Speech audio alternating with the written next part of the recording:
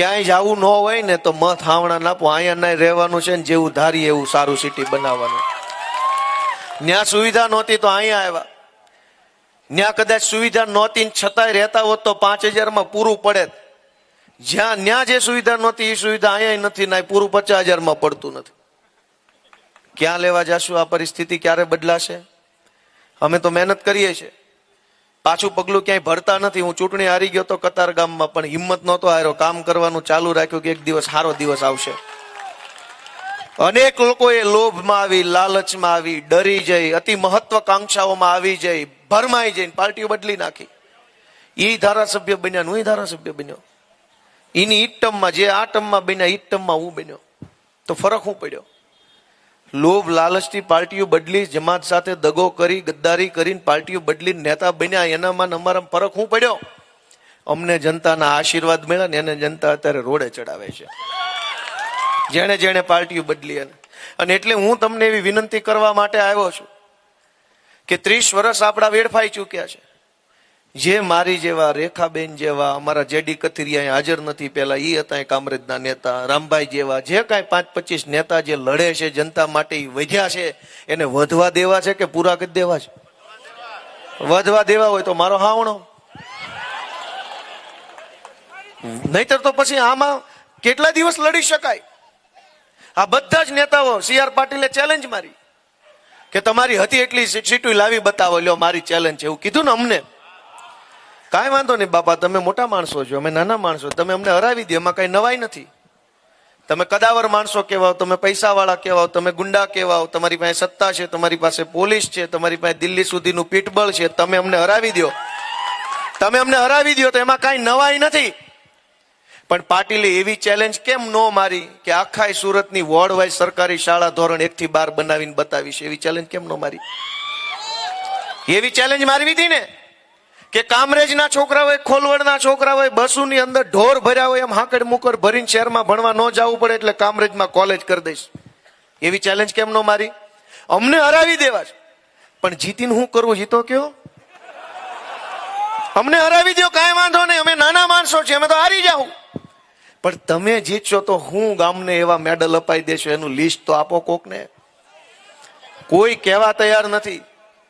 એક પણ ભાજપના નેતાને ખબર નથી કે જીતી જાવ તો કરવાનું શું છે. અને મજા જુઓ, દરેક ચૂંટણી, તાલુકા પંચાયતની ચૂંટણીના ઉમેદવારો મોદી મોદી કર્યા કરે છે. કોઈને શરમ નથી કે આ ચૂંટણી કઈ છે. આ તું જીતી જાય તો મોદી તાલુકા પંચાયતનો પ્રમુખ બનશે? કોઈ ભાજપ વાળાને શરમ નથી આ વાતની કે કઈ ચૂંટણી છે ને કયો મુદ્દો છે ને હું કહેવાનું છે. જેને ચૂંટણી કઈ છે, મુદ્દો કયો છે, ઈ ખબર ન હોય ને જોતા મત ને લઈને જાહેર કરશે હું? હાલો હાલો, ધારો દીધા હું કરશે ને ખબર તો છે નહીં કે આ ચૂંટણી છે નહીં. મોદી મોદી કરે છે. છોકરો ધારો કે નાનો હોય, 10-12 વર્ષનો હોય, પૂછ્યું કે ભાઈ કોનો છોકરો, તો એમ કે હું ગોપાલભાઈ ઇટાલિયાનો રૂડો લાગે. 45 વર્ષનો થઈ જાય ને પછી એમ કે હું ગોપાલભાઈ નો છું તો કેવો લાગે? ગાંડો લાગે. આને ક્યાં બુદ્ધિ છે? એનું નામ નથી દેતો, એના બાપાનું નામ દે. 45 વર્ષે બાપનું નામ અમુક ઉંમર સુધી વટાવો સારું લાગે. 30 વર્ષ સરકારું છે, હવે બાપનું નામ નહીં. તમારું કઈક કામ હોય તો કયો, બાપનું નામ ન વટાવો. તમારું કામ હોય એ બોલો. તમે હું અહીંયા ઉકાળ્યું 30 વર્ષથી બાપનું નામ વટાવે છે. ઢાંઢા થયા ઢાંઢા. તમારું કયો કે તમે અહીં શું કરવાના છે? તેમ કયો આમાંથી જેને આપણે પૂછીએ, જે લોકો 25 વર્ષ ઉપરના છે, ભાઈ તમે તરત એનું નામ કે બાપાનું નામ કે? ભાજપમાં ઊંધું છે. તમે તો કે મોદી મોદી. મારી વાત સાચી છે કે ખોટી છે? જે લોકોને કઈ ખબર નથી શું હાલે છે, શું કરવાનું છે, ભવિષ્યની દુનિયા ક્યાં જવાની છે, જેને કઈ એક ને બેની ખબર નથી, એ ચૂંટણી લડવા આવ્યા છે, જીતી પણ જાહે. 5 વર્ષ સુધી એને ખબર નહીં પડે કે શું કરવા આવ્યા સાહેબ. જે તાલુકામાં પહેલેથી જીતેલા છે, અને આ લોકો એમ કે છે કે અમારી બધી સરકાર છે તો કામ થાય. કોના? ઈ મોટો પ્રશ્ન છે, કોના થાય? એના મળતિયાના, અધિકારીઓના, ભાજપના નેતાઓના, ગુંડાઓના, બુટલેગરોના. પબ્લિકના નહીં થાય. પબ્લિકના કામ થતા હોત અત્યારે હું વિસાવદર ભેસાણનો ધારાસભ્ય છું, તો અમારે ન્યા આવીને બધા ભાજપના નેતાઓ મેણા મારે છે કે તમે કાયમ અવળા મત આપો છો એટલે આપણો વિસ્તાર વિકાસથી વંચિત રહી ગયો છે. હવે ઘાટલોડિયા વિધાનસભાની અંદર પબ્લિક જોડા લઈને ભાજપ વાળાની વાહે પડી છે અને એનો વિડીયો વાયરલ થયો છે. ઘાટલોડિયાથી ભૂપેન્દ્ર પટેલ ધારાસભ્ય છે ને ગુજરાતના મુખ્યમંત્રી છે, ન્યાય જોડા લઈને વાહે પડ્યા છે અને મેણા વિસાવદર વાળાને મારો છે. જ્યાંથી મુખ્યમંત્રી ચૂંટાઈ ગયા છે ન્યા પબ્લિક દુખી છે. એ કરતા તમારા વિસાવદર વાળા હારા નહીં, મત દીધા વગરના સુખી છે. દઈને દુખી થયા એના કરતા ન દઈને સુખી થયા શું વાંધો છે? વડોદરામાં પબ્લિક ભાજપ વાળાને પાછળ પડી છે, વિડીયો જોવો છો કે નહીં? ભરૂચમાં પબ્લિક પાછળ પડી, વડોદરામાં, રાજકોટમાં, જામનગરમાં, અમદાવાદમાં બધે જ પબ્લિક ભાજપ વાળાની પાછળ પડી જોડા લઈને. જ્યાં ભાજપની મ્યુનિસિપલ કોર્પોરેશનમાં સત્તા, જ્યાં ભાજપના ધારાસભ્યો, જ્યાં ભાજપના સાંસદ સભ્યો, ઉપરથી નીચે સુધી બધા જ ભાજપના માણસો ચૂંટાયા છે, ન્યા પબ્લિક બરાડા પાડે છે, ન્યા પબ્લિક નારાજ છે, ત્યાં પબ્લિક દુખી છે કે કામ નથી થતા. અને ઈ લોકો વરાછામાં આવીને, કામરેજમાં આવીને એમ કહે છે કે તમે મત નથી દેતા એટલે વિકાસ નથી થતો. તો જેને દીધા એનો કેમ નથી થતો? કૃપા ક્યાં અટકે છે? ક્યાં કૃપા અટકે છે? મત દીધા પછી વિકાસ કેમ નથી થતો? મિત્રો, હું તો તમને વિનંતી કરવા આવ્યો છું કે આ બહુ થઈ ગયું આ બધું, આ ભારત પાકિસ્તાન, હિન્દુ મુસલમાન.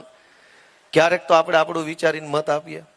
આ વિસ્તાર નવો બની રહ્યો છે અને અહીંયા તમે આપણી નવી પેઢીના છોકરાનું વિચારો ને, આપણે તો જેમ તેમ જિંદગી કાઢી નાખીએ. હાલો, આજ આપણા નવા છોકરા નવી પેઢીના છે, જેને ભણવું છે, આગળ વધવું છે, કંઈક બનવું છે, સપના છે એની પાસે.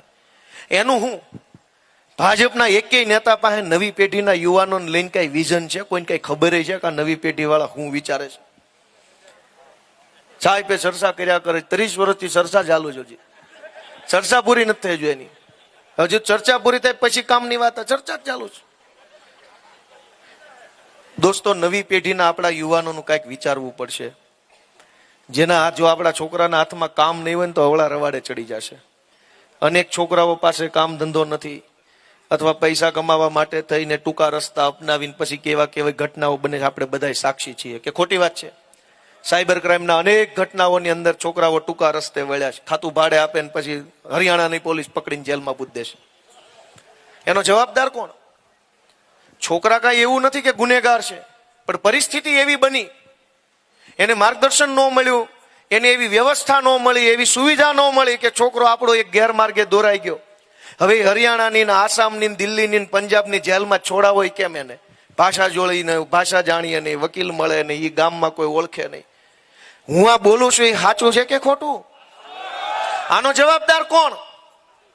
મત જોતા છે દર ચૂંટણીએ, ધમકી મારીને મત જોતા છે, ગમે એમ કરીને મત જોતા છે, પણ જીતી જાવ પછી અમારા છોકરા હાટું હું? આ ચારેય બાજુ જમીનો પડી છે સરકારી, સ્પોર્ટ્સ કોમ્પ્લેક્સ બનાવતા, આલિશાન ઇન્ટરનેશનલ સ્ટાન્ડર્ડની લાઇબ્રેરીઓ બનાવતા, સારામાં સારા કોમ્પ્લેક્સીસ બનાવતા, આઈટી પાર્ક બનાવતા, તો આપણા અનેક છોકરા એમાં બેસીને કામ ધંધો રોજગાર કરતા, દુનિયામાં નામ રોશન કરતા. પણ કાંઈ બનાવ્યું નહીં, મૂર્ખ બનાવવા સિવાય. આજે આપણા અનેક છોકરાઓ રમત ગમતમાં ઊંચું નામ કરી શકે એવા છે. અહીં જમીન ઘણી પડી છે, સરકાર ભાજપની જ છે, મંત્રી સંત્રી બધું બે ખટારા ભરાય એટલા નેતા અહીં સુરતમાંથી છે, પણ કામનો એકેય નથી. વાતો કરવામાં હોશિયાર. હું દોસ્તો એટલું જ તમને કહેવા માંગુ છું કે તમે ટેક્સ આપો છો, ઈ ટેક્સના પૈસાથી એક સારું સ્પોર્ટ્સ કોમ્પ્લેક્સ જો અહીં કદાચ કામરેજ વિસ્તાર આખામ ગમે ને બની જાય, કોઈને કઈ વાંધો છે? એમાં આપણા દીકરાઓ, આપણી દીકરીઓ આલિશાન ઇન્ટરનેશનલ સ્ટાન્ડર્ડનું ઇન્ફ્રાસ્ટ્રક્ચર ને ફેસિલિટીઝ ધરાવતું સેન્ટ્રલ એસી વાળું કોમ્પ્લેક્સની અંદર બેસી ઇન્ડોર કે આઉટડોર રમત રમે, પોતાને એક ખેલાડી તરીકે આગળ વિઝન જોવે અને રમી ગમીને આગળ વધે, તો એમાં હું ખોટું થઈ જાય છે? પણ એવું નહીં કરે ભાજપ વાળા. આજ આપણા અનેક છોકરાઓ યુપીએસસીની, જીપીએસસીની, જેડબલઈની, એનડબલઈટીની, ડિફેન્સની, અલગ અલગ અનેક સરકારી પરીક્ષાઓ આપવાની તૈયારી કરે છે. અનેક છોકરાઓ સપનું લઈને તૈયારી કરે છે. વાંચવા જવું હોય ક્યાં જવાનું? કયો મને બધા, ક્યાં વાંચવા જવાનું? હું પોતે કતારગામમાં પાર્કિંગમાં રહેતો હતો. અનેક લોકો આજની તારીખમાં નાના અને હાકડા મકાનોમાં રહે છે, પાર્કિંગમાં રહે છે, ગાળા ટાઈપના મકાનમાં રહે છે. ઘરમાં સભ્યોની સંખ્યા જાજી હોય, ઘરની અંદર તે ગૃહ વ્યવસાય બહેનો કરતી હોય, કોઈક ટીકી ચોટાડે, કોઈક લેસ પટ્ટાનું કામ કરે, કોઈક કંઈક સીવણ પટ્ટી કામ કરે, કોઈક બ્યુટી પાર્લર ચલાવે. ઈ જ હાકડા ઘરમાં રહેતો એક દીકરો કે દીકરી ભણવામાં હોશિયાર હોય અને વાંચવામાં બહુ મન હોય, પણ ઘર એટલું હાકડું હોય કે કયા રૂમમાં બેસીને વાંચવું. વાંચવા બેસે તો સામે આજુબાજુમાં બીજો અવાજ આવતો હોય, ગાડીઓનો અવાજ, છોકરા રમતા હોય એનો અવાજ આવે, ઘરમાં કંઈક કામ હાલતો હોય એનો અવાજ આવે. આ હું સાચું બોલું છું ખોટું બોલું છું? ઈ ભણતા છોકરાને, હોશિયાર છોકરાને આલિશાન ઇન્ટરનેશનલ સ્ટાન્ડર્ડની ફેસિલિટી ધરાવતી એક સેન્ટ્રલ એસી લાઇબ્રેરી મળે અને રોજ સવારે દફતર નાખી ખંભે ટીંગાડીને એસી વાળી લાઇબ્રેરીમાં જઈને 4 કલાક વાંચે, પોતાને જ્ઞાનથી સમૃદ્ધ બનાવે, દુનિયાભરના પુસ્તક વાંચે, હોશિયાર બને, નોકરી મેળવે અને સમાજના કામમાં આવે એવો એક નાગરિક બને, તો એમાં કઈ ખોટું છે? તો કેમ નથી બનતું? કેમ એવી લાઇબ્રેરી નથી બનતી? કેમ એવો સ્પોર્ટ્સ કોમ્પ્લેક્સ નથી બનતો? કેમ એવું મેદાન નથી બનતું? કેમ કે મૂર્ખ બનાવીને મત મળ્યા કરે છે. ગ્રાઉન્ડ હું કામ બનાવું છું? દોસ્તો, જરાક જાગૃત બનો. આપણી યુવા પેઢી બરબાદ થઈ રહી છે. જેના ઘરે ઘા આવે ને એકલો દુખી થાય છે. અનેક લોકોના બેંકના ખાતા ખરાબ થઈ ગયા, સિબિલ સ્કોર ખરાબ થઈ ગયા, કોઈ બેંકો હાથ પકડે એમ નથી, મકાનો તાળા મારી મારીને વયા ગયા છે. કોઈએ ગુનો નથી કર્યો, કોઈએ અપરાધ નથી કર્યો, પણ પરિસ્થિતિ એવી પેદા થઈ ગઈ કે કોઈના હાથમાં કઈ રહ્યું જ નથી. ગાડીના હપ્તા ચડી જાય, મકાનના હપ્તા ચડી જાય, દીકરાને ભણાવવા લોનો લીધી હોય એના હપ્તા ચડી જાય અને પછી બેંકો વાળા આવીને ધમકાવી જાય. આ પરિસ્થિતિ કોણ બદલશે? જ્યાં સુધી તમે રાજનીતિ નહીં બદલો ને ત્યાં સુધી એક પણ પરિસ્થિતિ ક્યાંય બદલાવાની નથી. દોસ્તો યાદ રાખજો. અમે તો બહુ તો શું કહીએ, રાજકારણીયામાં અમારું નામ આવ્યું છે એટલે કોકને એમ લાગે આ ખોટું બોલતા હશે, પણ અમે તો અમારી વેદના કહીએ છીએ કે આ પરિસ્થિતિ બદલવી બહુ જરૂરી છે. નહીતર આપણી નવી પેઢીના છોકરાઓ માટે કોઈ રસ્તો નથી વધવાનો. કોણ વિચારી શકે? તમે એમ વિચારો ને કે નવી પેઢી માટે કયો નેતા વિચારી શકે? એમ કયા નેતાની અંદર એટલી બુદ્ધિ છે જે આવનારા ભવિષ્યનું વિચારી શકે? આઈટી ને એઆઈ ને આવા બધા શબ્દો છે. પૂછો કોકને, આખું નામ તો પૂછો, બોલી બતાવે તો કહેજો ને. તો કેવી રીતે તમે કોના હાથમાં કમાન હોપો છો? હું તમને એમ કહું છું કે અમારા રેખાબેન કે અમારા અન્ય ઉમેદવારો ચૂંટાય તો એનો નેતા, એનો સેનાપતિ ગોપાલ ઇટાલિયા અહીંયા ઉભો છે, વકીલ. પણ ભાજપનો માણસ ચૂંટાય તો એનો નેતા કોણ છે? પૂછો. સંઘવી? પાટીલ? કોણ છે એનો સેનાપતિ? આમનો સેનાપતિ હું છું, એમનો નેતા હું છું. એ મારા માર્ગદર્શનમાં કામ કરશે. ઈ કોના માર્ગદર્શનમાં કામ કરશે? કયો છે? પાટીલના માર્ગદર્શનમાં. અને પાટીલ શેનું માર્ગદર્શન આપશે? તમે વિચાર તો કરો કે કોના હાથમાં હું હોપો છો તમે વર્ષોથી. અમારો નહીં તો કાંઈ નહીં, તમારા છોકરાનો તો વિચાર કરો. માય બાપ, હું તો એક ચૂંટણી હારી ગયો, કાંઈ વાંધો નહીં, હિંમત ન હાર્યો, કામ કરતો રહ્યો. તો અમારા વિસાવદર ભેસાણના ખેડૂતોએ બાવડું ચાલીને માથે હાથ મૂક્યો, આશીર્વાદ આપ્યા, વળી પાછું અમારું હાલ્યું. પણ હું કદાચ એકવાર હારી જાઉં તો મને શું થઈ જાય? મને ભગવાને એવો તાકાત વાળો ઘડ્યો છે, ભૂખે ન મરું, દુખે ન મરું. પણ હજારો લોકો શું કરશે? તમે જરાક તો વિચાર કરો. કેવા કેવા માણસોના હાથમાં કેવી કેવી સત્તા તમે આપીને બેઠા છો. અનેક લોકોનું જીવન છે ને એ મોત બરાબર જીવન છે, પણ આ તો સમાજમાં રહેવું પડે એટલા માટે જલ્દીથી કઈ કરાય નહીં. બાકી જો સમાજની શરમ ન હોય તો કેટલાય દવા પી જાય એમ છે. અનેક લોકોની પરિસ્થિતિ મને ખબર, કેમ કે હું તમારા જેવા પરિવારમાંથી આવું છું. અમે પાર્કિંગમાં રહેલા, અમને પીડા સમજાય, પાટીલને ન સમજાય, સંઘવીને ન સમજાય કે આ પીડા કેવી હોય. અહીં ભાડાના મકાનમાં રહેવાની, પાર્કિંગમાં રહેવાની કે ગાળા ટાઈપના મકાનમાં રહેવાની, એને નહીં સમજાય. એ અમને સમજાય. પણ તમે અમને શક્તિ નહીં આપો તો અમે શું કરી લેવાના? ગોપાલભાઈ જમણા હાથે લખે છે, આ પેનથી હું આખો ચોપડો ભરીને ગમે એવું લખું ને તો એ લખાણની કોઈ વેલ્યુ નથી. એ લખાણનું કાંઈ ન ઉપજે. પણ તમે મને મત આપો ને ધારાસભ્ય બનાવો ને પછી જમણા હાથે આ પેનથી 3 લીટી લખું તો ગાંધીનગર ધણધણી જાય આખું. તો શક્તિ મારી પેનમાં નથી, શક્તિ મારા હાથમાં નથી, શક્તિ મારા દિમાગમાં નથી. શક્તિ તમે બટન દબાવો તો ગોપાલભાઈ ઇટાલિયામાં શક્તિ આવે, બાકી ગોપાલભાઈ શક્તિ નથી. દોસ્તો, તો શક્તિ કોનામાં છે? શક્તિ તમારામાં છે. પણ તમારી શક્તિ તમે કેવા માણસના હાથમાં હોપો છો? તમે શક્તિ ગોપાલભાઈ જેવાના હાથમાં હોપવા માંગો છો, પાટીલ ને સંઘવી જેવાના હાથમાં હોપવા માંગો છો, નિર્ણય તમારે બધાય કરવાનો દોસ્તો. તમે જેને શક્તિ આપો એની પેનમાં પાવર આવે, એના લખાણમાં તાકાત આવે. તાકાત તમારા હાથમાં છે, તમે કોને હોપશો? વાંદરાના હાથમાં તલવાર આવે તો ગામના ડોકા કાપી નાખે, ને હારા માણાના હાથમાં તલવાર આવે તો ગામનું રક્ષણ કરે. તલવાર તમારી પાસે છે, વાંદરાના હાથમાં દેવી, વકીલના હાથમાં દેવી, નિર્ણય તમારે કરવાનો દોસ્તો. તલવાર તમારી છે, તમારે અમને 5 વર્ષ પૂરતી ઉછીની આપવાની છે. વાંદરાને દેશો તો એ વાંદરો એની રીતે, અને વકીલ અહીં ઉભા છે, વકીલને દેવું હોય તો વકીલને આપો. તમે નક્કી કરો કે તલવાર કોને આપવી છે. યા એક ભાઈ બોલ્યા વકીલને દેવી છે, એક વ્યક્તિએ કીધું વકીલને દેવી, બાકી કોને દેવા માંગે છે? વાંદરાના હાથમાં 10 વર્ષથી તલવારો આપીશ. અને જોઈ લીધું બધું, આની વાત છે એ તો. અને મિત્રો તમે સમજો કે આ લોકોનું આમ જનતાનું જીવન કેટલી હદે બરબાદ કર્યું. હું તમને એક દાખલો આપું કે કતારગામમાં, પૂણામાં, વરાછામાં, ઘનશ્યામનગર, લક્ષ્મણનગર, કાપોદરા, રચના સોસાયટી, એ બધી અલગ અલગ અનેક સોસાયટીઓ છે. ત્યાં હજારો મકાનો સરથાણા સુધી ફાઇલો વાળા મકાન છે. અને આમાંથી ઘણા બધા લોકો ત્યાં પેલા રહેતા હશે. વાત સાચી છે ખોટી છે? હજારો મકાનો ફાઇલો વાળા મકાન છે. ફાઇલો વાળા એટલે ગેરકાયદેસરના. તમે રહ્યો ત્યાં સુધી તમારું, એનો કોઈ આધાર પુરાવો નહીં. વર્ષો પહેલા કોઈ બિલ્ડર, કોઈ ભાજપનો નેતા અને કોઈ અધિકારી ત્રણેય ભેગા મળીને સેટિંગ કરીને પૈસા ખાઈને આખું નકલી સોસાયટી ઉભી કરી દીધી. ઈ સોસાયટી કોકને વેચી, ઈ પૈસા ત્રણેય કમાણા, ઈ ત્રણેય સુખી થયા, એના છોકરા સુખી થયા. ની મકાન જેણે લીધું ઈ શું થયું? થયા ને. આજની તારીખમાં એના કાયદેસરના દસ્તાવેજ નથી થતા. પણ પૈસા ઈ વખતનો નેતા કમાઈ ગયો, ઈ વખતનો અધિકારી કમાઈ ગયો, અને ઈ વખતનો બિલ્ડર કમાઈ ગયો.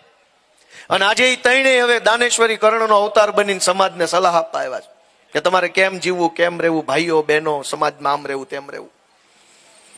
તમે વિચાર કરો કે આજે ઈની ઈ જ પરિસ્થિતિ છે કે આખા કામરેજની આજુબાજુમાં વેલંજા, ઉમરા, કઠોદરા બાજુ, આજુબાજુ ખોલવડ, આ બાજુ તમામ ગામોમાં આ ધંધો હાલે છે. નેતા કમાય છે, બિલ્ડર કમાય છે, અને અધિકારી કમાય છે. આજથી 10 વર્ષ પછી હજારો લોકો જે અહીંયા રહેતા હશે એ દુઃખી થતા હશે, જેમ વરાછામાં, જેમ કતારગામમાં હાલે છે. મારી વાત સાચી છે કે ખોટી? એનો રસ્તો હું, કોક બોલનારો માણસ તો હોવો જોઈએ, કોઈક અવાજ ઉઠાવનારો માણસ. એક અવાજ ઉઠાવનારા માણસ તરીકે મને વિસાવદરના જનતાએ પસંદ કર્યો, ભેસાણમાં જનતાએ. તો વજન પડ્યો કે ન પડ્યો? વિધાનસભાઓ વર્ષોથી હાલે છે. આ વખતે હું વિધાનસભામાં ગયો, ન્યા શું હાલ્યું એ તમને બધાને ખબર હશે. કેમ ખબર છે તમને? કોકે તમને કીધું, કોઈ કહેતું નહોતું કે અંદર શું હાલે છે. મને વિસાવદર ભેસાણ વાળાએ જવાબદારી હોપી, મેં આખા ગુજરાતની સમક્ષ મૂકી દીધું કે અંદર તમાશો હાલે છે, કાંઈ કામ થતું નથી. અને એટલે મિત્રો હું તમને 2 હાથ જોડીને વિનંતી કરું છું કે કોઈ પણ પ્રકારનો વાદ વિવાદ નહીં. આ જ્ઞાતિનો, ઓલી જ્ઞાતિનો, આ ગામનો, અમરેલીનો, ભાવનગરનો, બગસરાનો, એ બધું મૂકો ભાઈ. ગટર ઉભરાય ને ત્યારે કાંઈ કોઈ જોતું નથી કે અમરેલી વાળાને પગ બગડશે, ભાવનગર વાળાના બધાના બગડે છે. અને ગટરના ઢાંકણા ખુલી જાય ને ત્યારે ગમે એ જિલ્લાના છોકરા અંદર પડે ને મરી જાય છે, ને કોઈ હાથ પકડતું નથી. ચૂંટણી પૂરી થઈ જાય તેથી કોઈ હાથ પકડવા નથી આવતું. હું તમને 2 હાથ જોડીને વિનંતી કરું છું કે વાત નહીં, વિવાદ નહીં, હાવણા સિવાય વાત નહીં, એવો વિચાર કરીને એક વખત ઝાડુ ફેરવી દે આખા કામરેજની અંદર. દોસ્તો ક્યાં સુધી આ ચલાવવાનું છે આપણે? અને આ રેખાબેન એટલા લડાયક વ્યક્તિત્વ છે, કેમ કે મને તો ખબર છે ચિંતન ને, તો મારા મિત્રો છે છેક પાટીદાર આંદોલન વખતના. ક્યાંય કોઈ દી બીવાની વાત ન આવે, ક્યાંય કોઈ દી નબળી વાત નહીં, ઢીલી વાત નહીં, મોરો જ હોય. એ રેખાબેન સંઘાણી અમારા.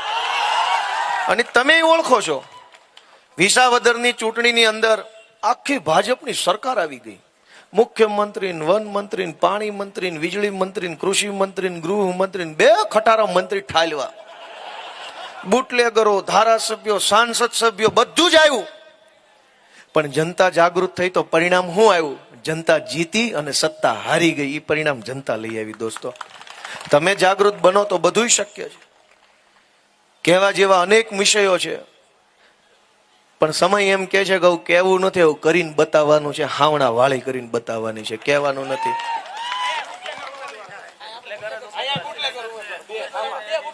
તો તમને નવાઈ લાગે છે? પ્રદેશ પ્રમુખ જ બુટલેગર હોય, એમાં તમે તાલુકાના ઉમેદવારની ક્યાં કથા માંડો છો? તમને વળી એમ લાગે કે તમે કઈ બહુ નવી શોધ કરી નાખી, આઈન્સ્ટાઈને જેમ ઓલું ગુરુત્વાકર્ષણનો નિયમ શોધ્યો એમ તમે કઈક શોધીને લઈ આવ્યા, ગોપાલભાઈને કીધું.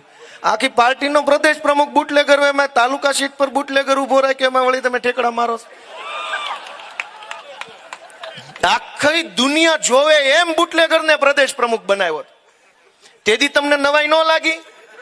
તેથી 3 વર્ષ આખા ગુજરાતના કહેવાતા આગેવાનો એને બધા મોટા મોટા માણસો ખભે બેહારીને ફેરવો, ત્યારે એની હિંમત થઈ ને તાલુકા સુધી બુટલેગરો લાવવાની.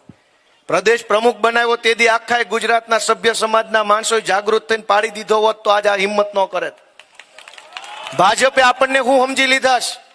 ભાજપે આપણને ભાજી મૂળા સમજી લીધા છે. ગમે એવો ગાંડો ગંધારો ગુંડો લફંગો મૂકશું તો ગામ જીતાડી દે, એટલે એ ગમે એવા મૂકે છે. ગમે એવા માણસને પ્રદેશ પ્રમુખ બનાવે, ગમે એને ટિકિટ આપે, ગમે એને ધારાસભ્ય બનાવે, ગમે એને ગમે એ બનાવી દે. શું કામ? ભાજપને ખબર છે કે આ પબ્લિક કાંઈ બોલવાને ટગર ટગર જોયા કરશે ને સાના માના વહીને વૈયા જાય, કોઈ કઈ બોલે એમ જ નથી, એટલે ગમે એવા મૂકે છે. જો બોલે એમ હોતા પબ્લિક તો પ્રદેશ પ્રમુખ જેથી માજી બુટલેગર બનાવ્યા તેથી આખા ગુજરાતમાં હોબાળો કરવાની જરૂર હતી, પણ કોઈ ન બોલ્યું મારી સિવાય. અને આજે તમે મને એમ કહો છો કે બુટલેગરને તાલુકાની ટિકિટ આપી. બુટલેગરો કેન્દ્રીય મંત્રી છે, એ નથી દેખાતું તમને? સાંસદ સભ્યો નથી દેખાતું? તમે ઉભા છો એટલે તાલુકા ટિકિટ મળે એનો વાંધો લ્યો. ઠેઠ થી ઠેઠ સુધી બુટલેગરો બેઠા છે. દોસ્તો જરાક જાગૃત બનો મારા બાપા. આમાં અમારું કાંઈ નુકસાન નથી. મેં તમને કીધું એમ હારતા શીખી ગયા ને જીતતા શીખી ગયા. હવે તો જે થાય એમાં વાંધો નથી, પણ પબ્લિકનું શું થાય? આવું ને આવું હાલતું રહે તો કેવી રીતે આપણો સમાજ કેમ આગળ વધશે? કોઈ શિક્ષણની વાત નહીં, કોઈ દવાખાનાની વાત નહીં, કોઈ સારી સુવિધાની વાત નહીં, કોઈ પ્લાનિંગ નહીં, કોઈ જાતનું કોઈ પ્લાનિંગ નહીં. જુનાગઢથી ભેસાણનો રોડ બને છે, હવે પ્લાનિંગ જોવો, 3-4 વર્ષથી બને છે. રોડ છે 9 મીટરનો અને વચ્ચે વચ્ચે જ્યાં નાળા આવે એ નાળા 15 મીટરના. હવે 10-15 નાળા બનાવ્યા પછી મેં રજૂઆત કર્યા પછી ગાંધીનગરમાં બેઠેલા સાહેબોને ખબર પડી કે રોડ કરતા નાળાની લંબાઈ વધી જાય છે, તો હમણાં ઓર્ડર કર્યો કે રોડના માપના નાળા કરવા. 3 વર્ષથી રોડ 9 મીટરનો, નાળું 15 મીટરનું. હવે એને એવું નક્કી કર્યું કે નાળું 11 મીટરનું કરવું. કોઈને કાંઈ ખબર જ નથી કે શું કરવાનું છે, કેવડું નાળું હોય. ઓલા નળ ક્યાં મૂક્યા હતા દવાખાના? કોઈને કાંઈ તમે સમજો કે આ લોકો પાસે કોઈ આયોજન નથી.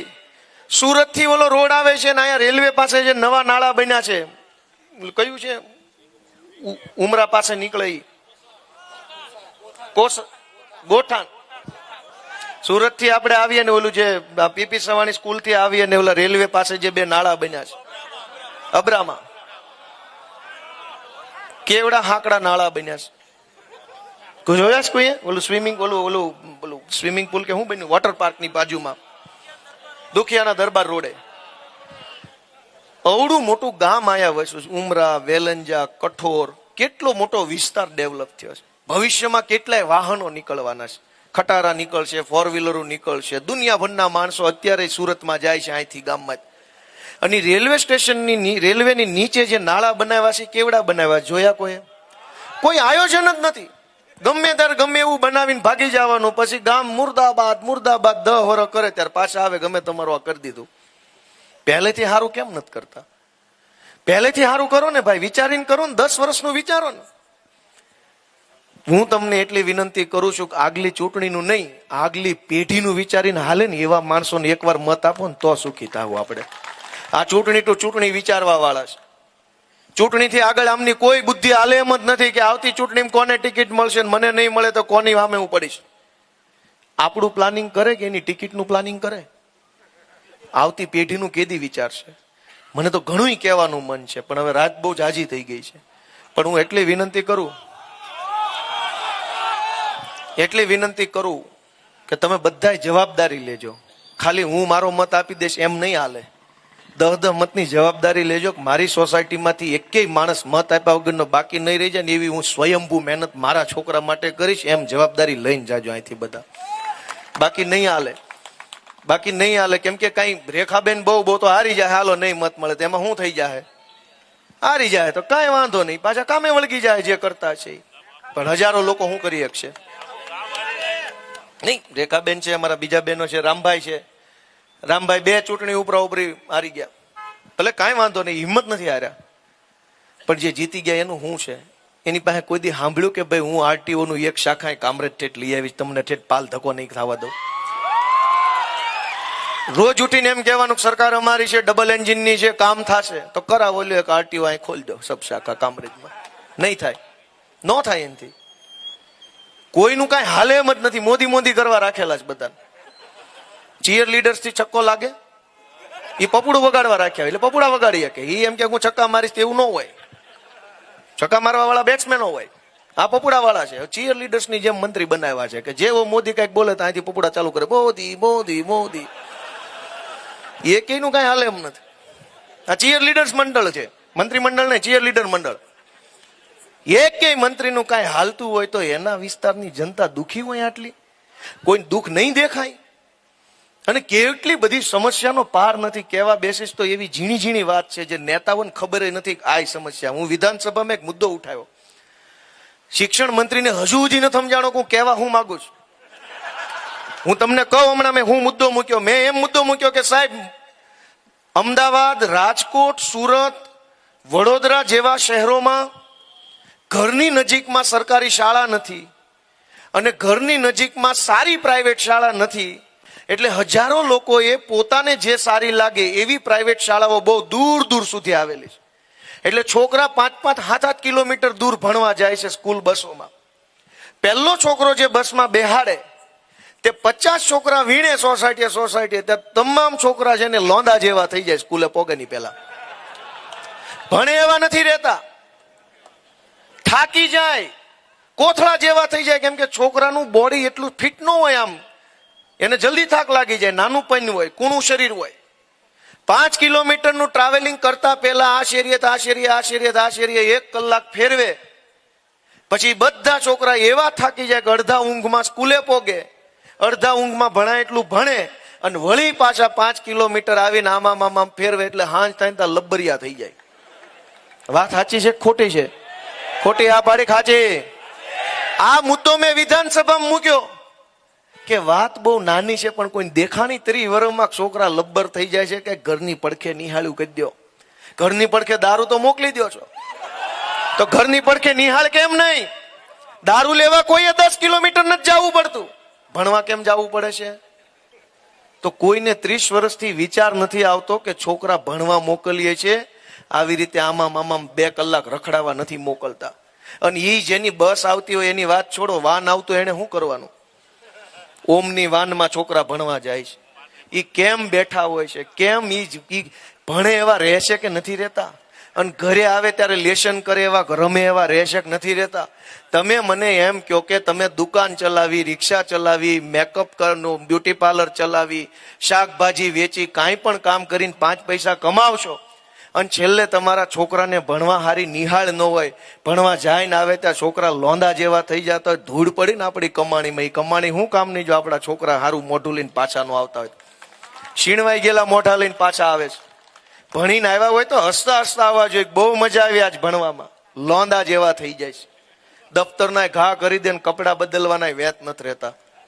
તો શું ફાયદો થયો ભાઈ? અવડા મોટા શહેરમાં રહેવાનો, પૈસા કમાઈને ટેક્સ ભરવાનો ફાયદો શું? અને આ વાત હું વિધાનસભામાં બોલ્યો તો હજુ મંત્રીને હળ નથી હોતી. હું કહેવા હું માંગુ છું, હજુ એમ નથી ખબર. એટલે આપ કહેના ક્યાં ચાહતે હો? ઘર ભેગા થાવ એમ. બીજું શું કહેવાનું? નીકળો હાલો પોચા પગે, નગર હાવણો મૂકું. દોસ્તો, આપણી પીડા કોઈને સમજાતી નથી. વાત નાની છે પણ નેતાને દેખાય નહીં ત્યાં સુધી એનું, ડોક્ટરને જ્યાં સુધી દર્દ દેખાય નહીં તો દવા કેમ આપશે? સમાજમાં જે પ્રશ્નો છે નેતાને ખબર જ નથી કે આ એક પ્રશ્ન છે, તો એનો રસ્તો તો કેદી નીકળશે? અનેક છોકરાઓ ઘરની નજીક શાળા હોય ત્યાં સુધી ભણે. આઘા મોકલવાના હોય માવતર કે રહેવા દો, નથી ભણાવવા, દૂર મારે નથી મોકલવા, ચિંતા થાય. કોકને હોસ્ટેલમાં મૂકવાના પૈસા ન હોય એટલે નથી ભણાવી શકતા. તો આપણી જિંદગી તો હવે ભાજપના રાજમાં બગડી, પણ છોકરાની આવીને આવી. આપણું તો થઈ ગયું, થવાનું હતું એ થઈ ગયું, જેનું જે થવાનું હતું એ થઈ ગયું. મકાન બનવાનું હતું એનું બન્યું, નહોતું બનવાનું ન બન્યું. વ્યવહાર થવાનું હતું એનું થયું, નહોતું થવાનું ન થયું, બધું પત્યું. આવતી પેઢીએ આનું આજ કરવાનું. તો ક્યાં આમાં 21મી સદી આવી ને ક્યાં ચંદ્રમંગળની વાતો આવી? જો જે આપણા દુઃખ દર્દો ને પીડા 30 વર્ષ પહેલા હતી એની જ પીડા 2026માં રહેવાની હોય તો ક્યાં આમાં વિકાસ આવ્યો? એટલે કેવા બેસીએ ને તો પાર નથી આવે. મારી પાસે તો એવી વાતો છે, પણ હું એટલી લાગણી તમારી પાસે રાખું છું કે જરાક અમને આશીર્વાદ આપો, અમને તમારી શક્તિ આપો કે આ ભણેલા ગણેલા છોકરા છે, આ કંઈક કરશે, અમને એકવાર આશીર્વાદ આપો. અને અમારા માટે અઘરું છે. આ લોકો અમારા માણસો જીત્યા હતા ગઈ વખતે તો ધાક ધમકી, દાદાગીરી, દબાણ, પૈસા, અને બધાય ગોપાલભાઈ ન હોય, કઠણ કાળજા વાળા ટકી જાય. કોક હોય કદાચ દબાઈ જાય, બી જાય, લલચાઈ જાય, પરિવારનું પ્રેશર આવે, આવું બધું બને અને કોક માણસ ઢીલો પડે. પણ જેટલી શક્તિ, જેટલી બુદ્ધિ, જેટલું બળ ભાજપ વાળા વિરોધ પક્ષને દબાવવામાં વાપરે છે એનાથી અડધું બળ લોકોનું કઈક કામ કરવામાં વાપરતા હોત તો શું વાંધો આવે છે? વિરોધ પક્ષને દબાવવામાં જેટલી શક્તિઓ વાપરો છે એનાથી અડધું વાપરો ને જનતા માટે, પણ નહીં વાપરે. અમને ઘણી તકલીફ પડે છે, અમારામાંથી કેટલાક માણસો છોડીને વયા જાય તો અમને દુઃખ લાગે. એની પાછળ અમે સમય આપ્યો હોય, પૈસા ખર્ચ્યા હોય, સભાઓ કરી હોય, 4 જગ્યાએ વખાણ કર્યા હોય, હારે લઈને ફર્યા હોય, મારી જવાબદારી એમ કહીને આગળ કર્યા હોય, અમારે કેટલું સાંભળવું પડતું હોય, અમને એટલું દુઃખ લાગે છે. પણ નાની દુકાન હોય ને તો ગમે એ છે ને ત્યાં બૂચ મારીને વહી જાય ઉધાર લઈને. રિલાયન્સ કંપની હોય કોઈ બૂચ મારીએ કે? આજ અમારી પાર્ટી નાની છે ને એટલે ભાજપ વાળા હાથ નાખી જાય છે માથે. એકવાર અમારી થોડીક પાર્ટી મોટી કરી દો ને હાવણો દબાઈને તો અમે જોયું છે કેટલા પાણીવાળા છે ભાજપ વાળા. આ તો નાની પાર્ટી છે હાથ નાખી જાય છે. પાનનો ગલ્લો હોય તો કોઈ 50નું ઉધાર લઈને કે નથી દેવા. રિલાયન્સ ને કહેશે કોઈ 100નું પેટ્રોલ પુરાઈ નથી દેવા? ઘર સુધી આવે, ન મૂકે. કેમ કે એ મોટી પાર્ટી કહેવાય. આજે અમારી પાર્ટી નાની છે એટલે અમને દબાવે છે. અને નાની એટલે છે કે અમે સાચા રસ્તે હાલીએ છીએ. બેફામ ખોટું કરીને સમાજને ગેરમાર્ગે દોરીને અવળા રવાડે ચડાવીને જેમ ભાવે એમ જૂઠું બોલીને આગળ વધતું હોત તો ક્યાં વાર લાગે છે? પણ અમે એવા માણસો નથી. ભલે મોડી આવે પણ સરકાર અમારી ઈમાનદારીના રસ્તે આવે ને એવા નિષ્ઠાથી અમે નીકળ્યા છીએ દોસ્તો. તાત્કાલિક કાંઈ ન જોઈએ. અને એટલે હું તમને બહુ વિનમ્રતા સાથે રિક્વેસ્ટ કરું છું કે અમને આશીર્વાદ આપો. અમે સીધા માણસો છીએ, નાના માણસો છીએ. ક્યાંય અમે કાંઈ કોઈ મોટો લોકો ઉપર રોફ જાળતા નથી. આ હું ધારાસભ્ય બન્યો, તમે ગમે ના મને જોશો તો સિમ્પલ રીતે તમે મને જોશો. તમે મને ગમે ના મારા ફોટામાં જોશો તો હું વડીલોને પગે લાગતો જોશો. તમે જેણે માર્કિંગ કર્યું છે એ કઈ એક છે. હું દરેક વડીલોને પગે લાગુ, દરેકની હારે નમીન વાત કરું. કોઈ દી ઊંચા અવાજે વાત નહીં કરવાની, કોઈને તુકારો નહીં કરવાનો. કોઈ મને કંઈક કહેતો હોય તો અધવચ્ચે હું વાત કોઈ દી કોઈની કાપું નહીં. પૂરેપૂરી સાંભળી લઉં, ખોટી હોય સાચી હોય જે હોય પેલા એકવાર સાંભળી લેવાની થાય. અને નેતાઓ કેવા છે કે ધારાસભ્ય ચૂંટાય તો 3 ડઝન MLA ગુજરાત લખેલા પાટિયાનો ઓર્ડર આપી દે. એક ભત્રીજાને આપે, જમાઈને આપે, વેવાઈને આપે, પોતાના સોસાયટીની ગેટે એક મારી દે, ગેટની વાહેલા દરવાજે એક મારી દે, ગાડી ઉપર એક મારી દે, ગાડીની પાછળ એક મારી દે, લૂના ઉપર લખી નાખે, એક્ટિવા, બધે MLA ગુજરાત બધી જ જગ્યાએ લખી નાખે. ને આખી પબ્લિકે જે સત્તા આપી છે એનો રોફ પબ્લિક ઉપર પાડે. મેં મારા ફેસબુકમાં લખ્યું નથી કે હું MLA ગોપાલ છું. ન્યાય હજુ ગોપાલ ઇટાલિયા જ લખેલું છે, MLA નથી. કેમ કે ઈ કઈ હું મહાન નથી. તમે મત આપ્યો એટલે હું MLA છું. તું મહાન તમે છો. મારે ક્યાં પાટિયા મારવાની જરૂર? તમારે પાટિયા મારવાના કે MLA અમે છીએ, ગોપાલને મત આપ્યો છે. મારે ક્યાં પાટિયા મારવાના છે? તમે મને ક્યાંય મારી ગાડીમાં, દુકાનમાં, ફેસબુકમાં, ટ્વિટરમાં ક્યાંય તમે મારું પાટિયું નહીં જો કે MLA ગોપાલ ઇટાલિયા જ લખેલું છે. અને એ મારી મહાનતા નથી, ડ્યુટી છે, ફરજ છે કે જનતા તમને આશીર્વાદ આપે તો એને વિનમ્રતાથી સ્વીકારી લેવો. અને જનતા તમને મોટા બનાવે તો એની સામે મોટા ન બનવું, ક્યારેય એની સામે નાના રહેવું. એ અમારી સમજણ છે. અને ભાજપ તમારા મતથી ભાજપ વાળા જીતે પછી શું કરે છે? ધાક ધમકી મારે છે. ઓલા સાંસદ સભ્યએ કીધું કે કોંગ્રેસને મત દેશો, વિપક્ષમાં મત દેશો, ગ્રાન્ટ નહીં મળે. કીધું ને? કેમ ભાઈ, તમારા બાપાની જમીનો વેચીને અમને પૈસા આપો છો? ઘરેણા વેચી દીધા તમારા ઘરેથી શ્રીમતીજીના અને પછી અમને ગ્રાન્ટ આપો છો? ગ્રાન્ટ પબ્લિકના ટેક્સના પૈસા. કેમ નહીં મળે ભાઈ? અને ગ્રાન્ટ નહીં મળે, તને વોટ નહીં મળે, થઈ જાય લે સાંસદ તું તારી રીતે. પબ્લિક મત આપે તો નેતા મહાન છે. પબ્લિક મત નો આપે તો નેતા હુંય મહાન છે. ભાજપના લોકોને સત્તાનો કેવો અહંકાર આવ્યો છે કે બિનહરીફ કરાવવા માંડ્યા છે. હજુ વધુ સત્તા જોઈએ, હજુ વધુ. ઓલો વડોદરામાં ઓલો છોકરો નતો એક્સિડન્ટ કરીને કહેતો હું નારા બોલાવતો હતો ઈ ઓલો અનધર રાઉન્ડ. હા, અહીંથી કોક બોલ્યો અનધર રાઉન્ડ. નશો હતો એના મગજમાં. ભાજપ વાળાને 30 વર્ષથી પબ્લિકે જીતાડ્યા ચૂંટણી. તો ચૂંટણી ભલે હજુ ચૂંટણીમાં ઉભા રહીને કોઈ પણ રીતે જીતી જાય તો ભલે જીતે, પણ હવે એને સત્તાની લાલચા એટલી બધી લાગી છે કે હવે તો ચૂંટણી નથી લડવી, એમ નામ લઈ આવો, એમ નામ લઈ આવો. તો આ લોકશાહી હું કામ લાવ્યા? જો બિનહરીફ જ કરવાનું હોય તો અંગ્રેજો હતા જ 200 વર્ષ બિનહરીફ. 200 વર્ષ બિનહરીફ રહ્યા, કોઈ ફોર્મ નહોતું ભરતું. લોકશાહી લાવ્યા જ એટલે કે કોઈ ફોર્મ ભરે, ચૂંટણી થાય ને જેને મજા આવે ને ગામ મત આપી શકે. આ લોકો પોલીસનો ઉપયોગ કરે છે ફોર્મ પાછા ખેંચાવવામાં, ગુંડાનો ઉપયોગ કરે. વાપીના મામલતદારે આત્મહત્યા કરી લીધી, સમાચાર વાંચ્યા હતા બધાએ. અપક્ષ ઉમેદવારનું ફોર્મ રદ કરાવવા ભાજપના માણસોએ ને પોલીસે મામલતદાર ઉપર દબાણ કર્યું કે તું ફોર્મ રદ કરી નાખ ગમે એવા વાંધા કાઢીને. મામલતદાર કે પણ ફોર્મ કમ્પ્લીટ ભરેલું છે, આમાં રદ થાય એવું કાંઈ નથી. તો કે તારી બદલી કરી નાખું. ચાલુ ચૂંટણીએ મામલતદારે વાપીની ટ્રેન નીચે પડતું મૂકીને આત્મહત્યા કરીને મરી ગયો ભાઈ, ખાલી ભાજપ વાળાના પાપે. અનેક લોકો, એક ખેડાનો એક કિસ્સો હતો, મેં બધી સભામાં કીધો કે એની ભૂતપૂર્વ પ્રેમિકા પકડી આવ્યા પોલીસ વાળા. છાપામાં આવ્યું તો ખ્યાલ છે. અપક્ષ ઉમેદવારી કરી તો 10 વર્ષ પહેલા એનો જે છોકરી હારે સંબંધ હતો એને લઈ આવ્યા, અરજી લીધી, પછી પોલીસે દબાવ્યો કે ફોર્મ પાછું ખેંચી લે, નકર અરજી આવી છે, ગુનો દાખલ કરીને જેલમાં પૂરી દઈશ. ફોર્મ પાછા ખેંચાવા આ ધંધા કરવાના? અને આવી રીતે ચૂંટણી જીતીને તમે ગુજરાતને શું આપવા માંગો છો? લાઇબ્રેરી, શાળા, રમતગમતનું મેદાન, આઈટી પાર્ક શું આપશો? ચૂંટણી જીતવા માટે તમે તમામ અધમમાં અધમ રસ્તાઓ અપનાવો છો. હવે આવા અધમ રસ્તે ચૂંટણી જીતીને કરશો શું? દોસ્તો, બહુ જાજી વાત લગભગ મારી કહેવાઈ ગઈ છે, પણ અમારા બધાય ઉમેદવાર, બોલા નામ મને બધાનું લાવો જરાક લિસ્ટ હોય તો આમાં આવું થાય છે. રેખાબેન આપણા ખોલવડ જિલ્લા પંચાયતના સભ્ય તરીકે ઉભા રાખ્યા છે. મનીષાબેન નાકરાણી છે, ખોલવડ 1 થી ઉમેદવાર છે આપણા. કૈલાસબેન વાડદોરિયા ખોલવડ 2 થી છે. રમીલાબેન નાયક છે આંબોલી તાલુકા પંચાયતથી. ચેતનભાઈ પટેલ શેખપુર તાલુકા પંચાયતથી છે.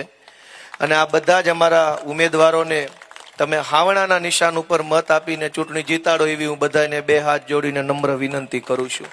આપ સૌએ આટલી મોડી રાત સુધી મારી વાતને ઉત્સાહ સાથે સાંભળીએ બદલ આપ સૌનો વિશેષ આભાર. ભારત માતા કી જય જવાન. ખૂબ ખૂબ આભાર.